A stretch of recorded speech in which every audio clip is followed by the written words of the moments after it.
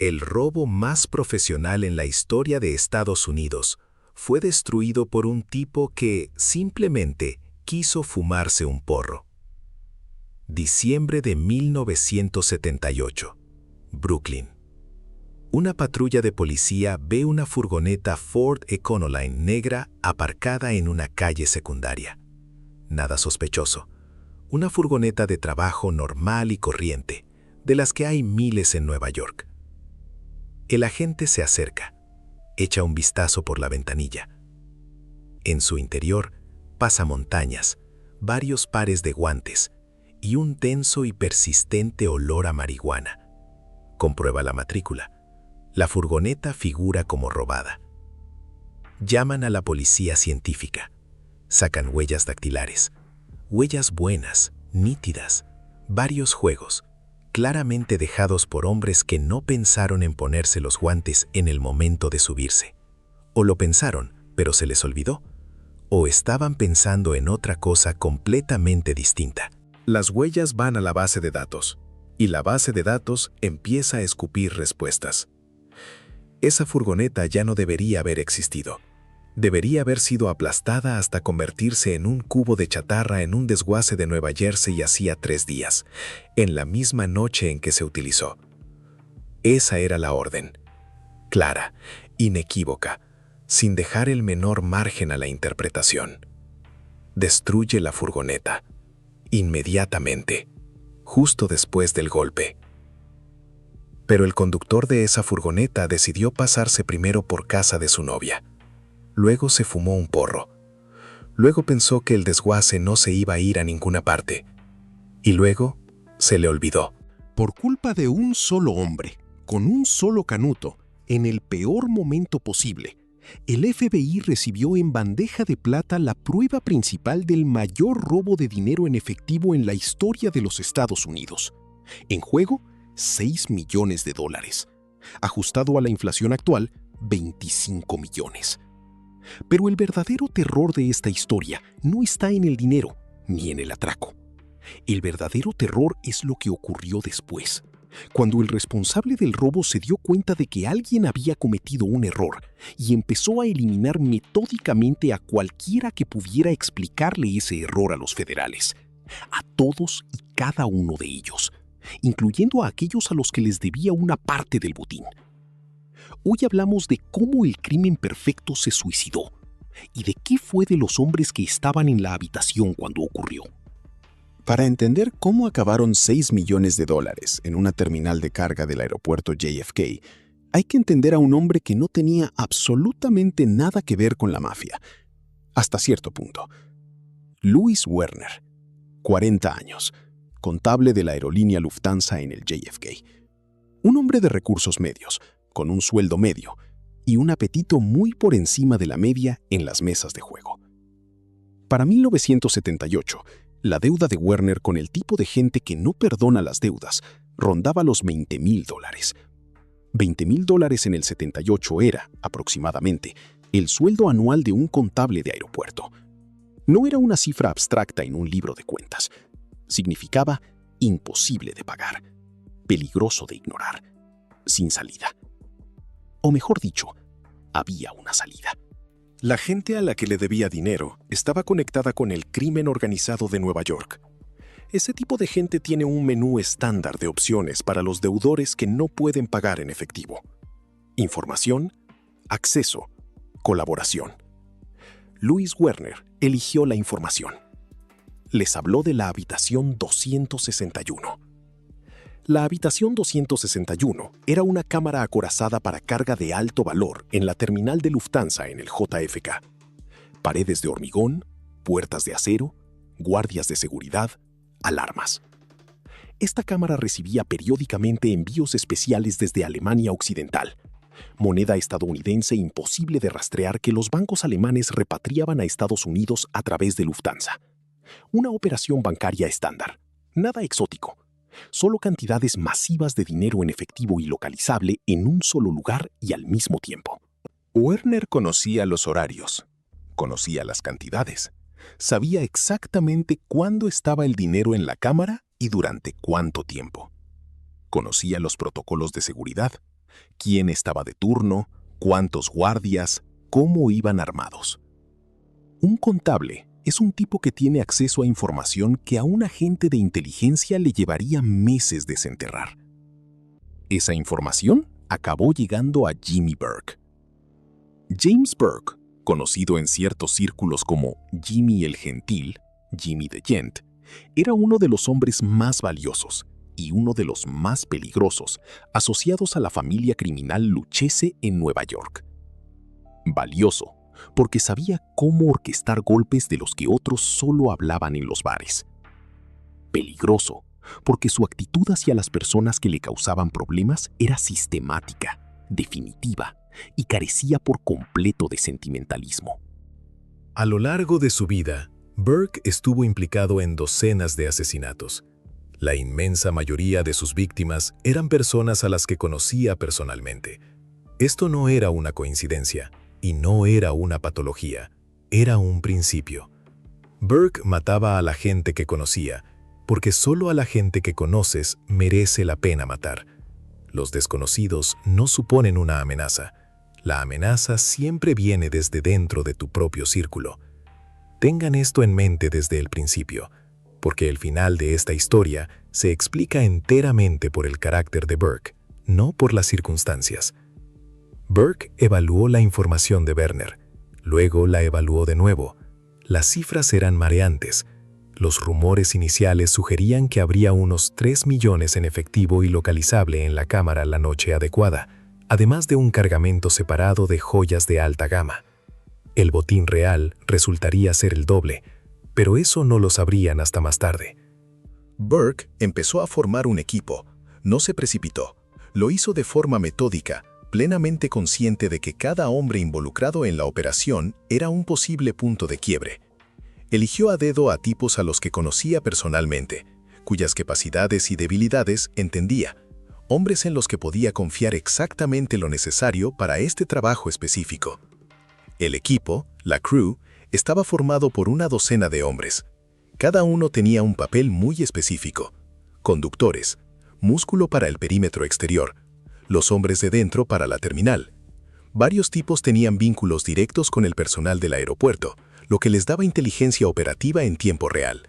Conocían los códigos, conocían los nombres de los guardias, conocían las rutas de patrulla, sabían exactamente a dónde apuntaban las cámaras y qué podían ver. La preparación llevó meses.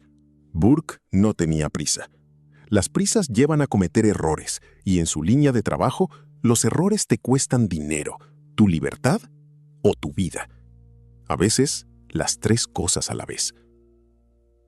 11 de diciembre de 1978, 3 de la madrugada.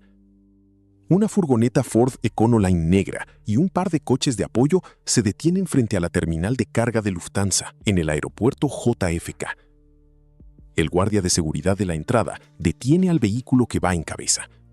Inmediatamente se encuentra mirando el cañón de una pistola. A partir de ahí, todo sucede muy rápido. Hombres con pasamontañas irrumpen en la terminal. Reúnen a los guardias de turno, los atan y les ordenan tumbarse boca abajo en el suelo. Sin palizas, sin violencia innecesaria. Este es un detalle crucial.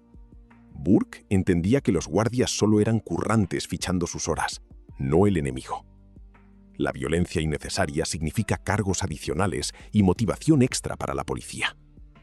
Los guardias fueron atados, educadamente, profesionalmente. Siguiente parada.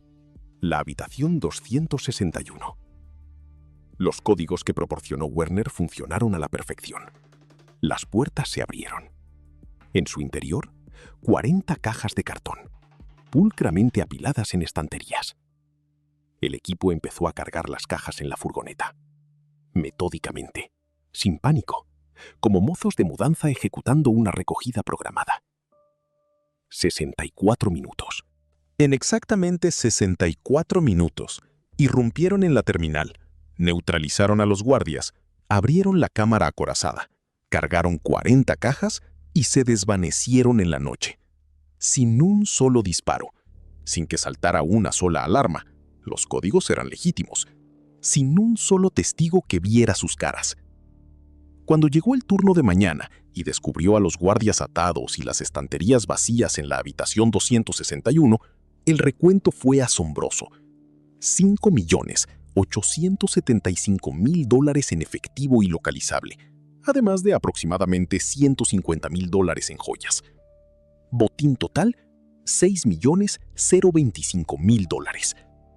En 1978, ese era el tipo de dinero que no solo cambiaba la vida de un hombre, cambiaba su linaje para siempre. El atraco fue impecable.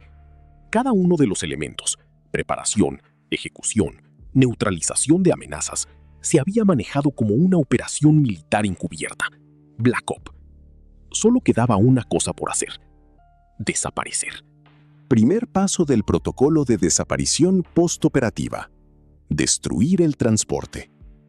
La furgoneta utilizada en el golpe era una prueba rodante, el único hilo físico que conectaba el atraco con individuos específicos. La furgoneta tenía que desaparecer en las fauces de la trituradora de un desguace en las horas posteriores al golpe.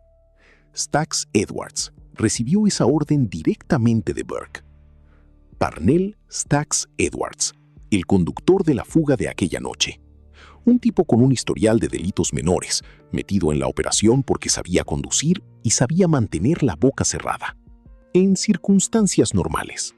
Pónganse en su lugar. Son las 4 de la madrugada. Acabas de participar en el mayor atraco de la historia de Estados Unidos. Has salido ileso. Tienes garantizada una parte de un botín que acaba de convertirse en leyenda. La adrenalina te mantiene completamente despierto. Estás solo en la furgoneta. Tienes que conducir hasta un desguace en Nueva Jersey y quedarte de pie en el frío helado mientras una compactadora aplasta la furgoneta hasta convertirla en un cubo. O podrías ir a ver a tu novia. Stax Edwards fue a ver a su novia. Se fumó un porro y se quedó a pasar la noche. La furgoneta se quedó aparcada en la calle, en Brooklyn. Para la mañana del 12 de diciembre, la noticia del atraco al JFK resonaba en todas las emisoras de radio de Nueva York. Los coches de policía escrutaban cada furgoneta Ford Econoline en los 5 distritos. Tal vez Stax decidió que era más seguro dejar la furgoneta donde estaba y no llamar la atención. Tal vez simplemente se quedó en el sofá de su novia, esperando a que las cosas se calmaran. La secuencia exacta de sus pensamientos es una incógnita.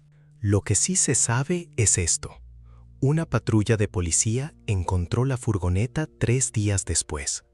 Encontraron los pasamontañas, encontraron los guantes, sacaron las huellas y pusieron en marcha una máquina que Jimmy Burke ya no podía detener. Cuando Burke se enteró de lo de la furgoneta, a través de sus propias fuentes dentro de la policía de Nueva York, porque tenía ese tipo de fuentes, su reacción fue la de un hombre que se da cuenta de que su obra maestra se ha resquebrajado por el motivo más estúpido posible. Estupidez. No traición. No un error de cálculo profesional. No una causa de fuerza mayor imprevista. Simplemente estupidez humana pura y dura, multiplicada por la marihuana y el deseo de pasar la noche con una chica en lugar de conducir una furgoneta a un desguace. Burke se lo pensó durante un par de días. Luego tomó una decisión. La decisión fue puramente Jimmy Burke, sistemática, permanente y carente de todo sentimentalismo. Si las huellas en la furgoneta conducen a los chicos del equipo, entonces los chicos del equipo se convierten en hombres que tienen información para llegar a un acuerdo con los federales, y los hombres que tienen información para llegar a un acuerdo con los federales, tarde o temprano, llegan a ese acuerdo, especialmente cuando se enfrentan a penas de prisión que superan su esperanza de vida natural. Burke decidió que la mejor manera de evitar testimonios era eliminar a cualquiera capaz de darlos. Y aquí está el detalle que cambia toda la dinámica. Burke no solo estaba silenciando a los testigos. Burke estaba eliminando a hombres a los que les debía dinero. Un tipo vivo, que respira y al que le debes $1 millón de su parte del botín, es un tipo que o bien vendrá a buscar su dinero o le dirá a la policía que le has estafado. Los muertos no cobran y no testifican. Burke estaba resolviendo 2 problemas con una sola bala: borrar a los testigos y liquidar su nómina. Una acción arrolladora. 0 gastos, 0 cabos sueltos. A partir de diciembre de 1978, los miembros del equipo de Lufthansa empezaron a desaparecer. No en sentido figurado, literalmente. Paul Vario Jr., miembro del equipo, cuerpo encontrado en un coche abandonado. Joe Buda Manry, miembro del equipo, encontrado muerto en un coche aparcado. Luis Cafora, miembro del equipo, cuerpo encontrado en un contenedor de basura en Brooklyn. Thomas De Simone, miembro del equipo, desapareció. Su cuerpo nunca fue encontrado. Teresa Ferrara, conectada con el equipo. Partes de su cuerpo aparecieron en la costa de Jersey. Cada asesinato parecía un ajuste de cuentas mafioso independiente. Diferentes lugares, diferentes métodos, diferentes motivos aparentes. Pero los agentes del FBI miraron la pizarra y vieron un patrón evidente. Todas y cada una de estas personas estaban relacionadas con el atraco a Lufthansa, y todas y cada una de ellas acabaron muertas en los meses posteriores. La brutal eficacia del método de Burke tenía un defecto fatal. La desaparición en serie de una docena de personas relacionadas con un solo crimen es, en sí misma, una prueba enorme. Cuando 6 de cada 10 tíos de un equipo acaban muertos en medio año, eso no es una coincidencia. Es una bengala disparada en el cielo nocturno. Henry Hill se dio cuenta de esto. Hill era uno de los pocos tipos en la órbita de Burke que no estaba directamente involucrado en la incursión al aeropuerto, pero que sabía lo suficiente al respecto. Conocía los detalles, conocía a los participantes, conocía la cronología. Sabía lo de la furgoneta y por qué no fue destruida, y sabía lo de los cadáveres que se estaban apilando. Y Henry Hill sabía hacer matemáticas. El cálculo era sencillo. Burke se estaba cargando a tíos que conocía personalmente, a los que había confiado lo suficiente como para meterlos en el mayor golpe de sus vidas, a los que sabían exactamente lo que Hill sabía. Tarde o temprano, tu número sale premiado. Y bajo la dirección de Jimmy Burke, tarde o temprano significaba unos pocos meses, no años. Hill tenía una ventana de escape, muy estrecha, y saltó por ella. En 1980, Hill fue arrestado por un cargo de narcóticos no relacionado. Los federales le ofrecieron un trato. Hill lo aceptó. Delató a Burke, delató a Paul Vario, delató a toda la familia Lucchese. Su testimonio fue exhaustivo, específico y respaldado por el tipo de detalles granulares que solo alguien de dentro podría proporcionar. Burke fue arrestado en 1980. En el juicio de Lufthansa, los federales en realidad no tenían suficientes pruebas directas para lograr una condena por el atraco en sí. Demasiados testigos clave ya estaban muertos. Pero pillaron a Burke por un cargo diferente, un asesinato relacionado con un escándalo de amaño de partidos, y fue condenado a 20 años. Murió en prisión en 1996, cáncer de pulmón. Tenía 64 años. Louis Werner, el contable que lo empezó todo, fue arrestado con relativa rapidez. Los federales lo localizaron a través de confidentes. Werner se declaró culpable de ser cómplice. Le cayeron 15 años, cumplió una fracción de la condena y salió en libertad. Vivió el resto de su vida en la oscuridad de un hombre que una vez tomó una decisión muy mala en el peor momento posible. Stax Edwards, el conductor de la huida, fue asesinado por los sicarios de Burke poco después de que se encontrara la furgoneta. Una Ecoline abandonada destruyó una operación de $6 millones y costó la vida a casi una docena de personas. Es, sin duda, la metedura de pata más cara en la historia del AMPA estadounidense. Henry Hill entró en el programa de protección de testigos. Se cambió el nombre, se mudó y fue coautor de un libro sobre su vida. Ese libro se convirtió en la base de la película Uno de los Nuestros, Goodfellas, de Martin Scorsese, posiblemente la mejor película sobre la mafia jamás rodada. Piensen en eso por un segundo. Un tipo que participó en asesinatos, extorsión, tráfico de drogas y en el mayor atraco de la historia de Estados Unidos, vivió el resto de su vida como una celebridad menor. Dio entrevistas en la radio, apareció en televisión y murió en su propia cama en 2012. Burke, el cerebro del atraco perfecto, murió en una celda.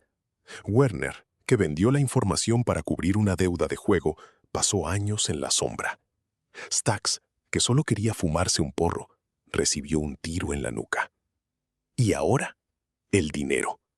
$6.025.000. Casi 6 millones en efectivo ilocalizable. De todo ese botín, las autoridades no recuperaron prácticamente nada. Unos pocos miles de dólares encontrados durante los arrestos. Calderilla en el gran esquema de la operación. La mayor parte del dinero se desvaneció. Burke murió en prisión sin decir una sola palabra sobre dónde estaba escondido el efectivo. Los tipos que podrían haberlo sabido están muertos. No hay libros de contabilidad. El dinero era en efectivo, imposible de rastrear, existiendo físicamente como billetes de papel que no dejan rastro digital. 25 millones de dólares, al valor de hoy, están en algún lugar o en ninguna parte. Porque esto es lo que le pasa al dinero en papel enterrado bajo tierra. El papel no dura para siempre, especialmente en la tierra, especialmente durante 45 años. Si ese dinero fue enterrado en el bosque, físicamente ya no existe. Se pudrió hasta convertirse en compost. Si se blanqueó en negocios legales, se disolvió en la economía hace décadas. A la Nueva York de los años 70 no le faltaban bares, restaurantes y lavanderías a través de los cuales la mafia lavaba billetes sucios. Pero el escenario más probable simplemente se gastó. Burke era un tipo que sabía cómo gastar el dinero con la misma eficiencia despiadada que utilizaba para robarlo. 6 millones de dólares, dado un cierto estilo de vida, un cierto hábito de juego y las comisiones exigidas por la jerarquía de la mafia, no duran tanto como se podría pensar. La leyenda de un inmenso tesoro de la mafia enterrado en algún lugar cerca del aeropuerto JFK perdura porque es una historia mucho mejor que la verdad. La verdad es probablemente mucho más prosaica. El dinero se gastó, se perdió en apuestas, se repartió o se invirtió en antros que cerraron hace 30 años. El FBI mantuvo el expediente de Lufthansa oficialmente abierto durante décadas. Cada pocos años surgía una nueva pista, un mafioso envejecido que llegaba a un acuerdo, una nueva teoría sobre dónde estaba enterrada una fracción del botín. Ninguna condujo jamás al dinero. Hoy en día, el aeropuerto JFK es uno de los centros de transporte más vigilados del planeta. La habitación 261, tal y como existía en 1978, ha desaparecido. Diferentes sistemas de almacenamiento, diferentes protocolos de seguridad. El sistema aprendió la lección. Esa lección costó 6 millones de dólares y una docena de vidas humanas. Pero el sistema solo asimiló la mitad técnica de la lección. El elemento humano es mucho más difícil de parchear. La seguridad de la terminal de Lufthansa no era vulnerable porque estuviera mal diseñada. Era vulnerable porque la operaba un hombre ahogado en deudas de juego, que no tenía ni idea de cómo acaban los tratos cuando los haces con hombres que no perdonan. Louis Werner pensó que estaba intercambiando información para limpiar su cuenta. No se dio cuenta de que la gente a la que le estaba vendiendo la información no poseía una categoría para el perdón. Solo tenían 2 categorías: útil y amenaza. Burke lo entendía. Por eso no fue a buscar a gángsteres curtidos para que le dieran la información desde dentro. Buscó a los Werners, tipos normales acorralados sin una salida normal. A tipos así no hace falta amenazarlos, solo tienes que ofrecerles una salida. Cualquier salida. La toman, completamente ciegos a las consecuencias a largo plazo, porque es difícil pensar en el largo plazo cuando necesitas $20,000 ahora mismo. La operación fue impecable. No la destruyó una mala planificación o una mala ejecución. La destruyó el defecto de carácter de un solo tipo en una noche específica. Una metedura de pata, una chica, una decisión de dejar para mañana lo que absolutamente tenía que hacerse hoy. Y ahora, la pregunta definitiva: la que los investigadores nunca respondieron de verdad. Jimmy Burke murió en prisión sin pronunciar una sola sílaba sobre el dinero, ni a los federales, ni a un sacerdote, ni a la gente que lo visitó en sus últimos meses. Hay dos opciones. Una, los 6 millones de dólares existen físicamente en algún lugar hasta el día de hoy, y el silencio de Burke fue el último acto de control de un hombre al que le habían arrebatado todo, excepto un secreto. El único poder que le quedaba era saber algo que ellos no sabían. El dinero desapareció hace mucho tiempo, gastado, traicionado, podrido en la tierra.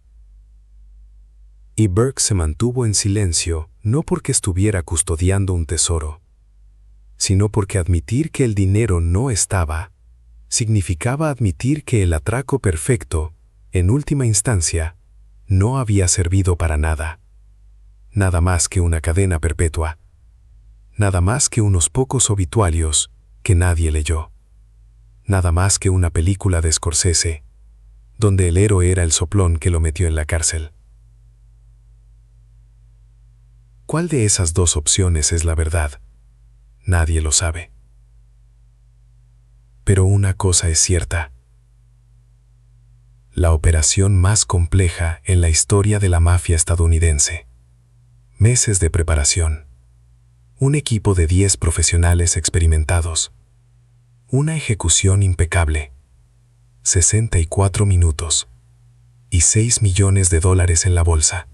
Todo ello reducido a cero por culpa de un solo hombre, que simplemente quiso fumarse un porro.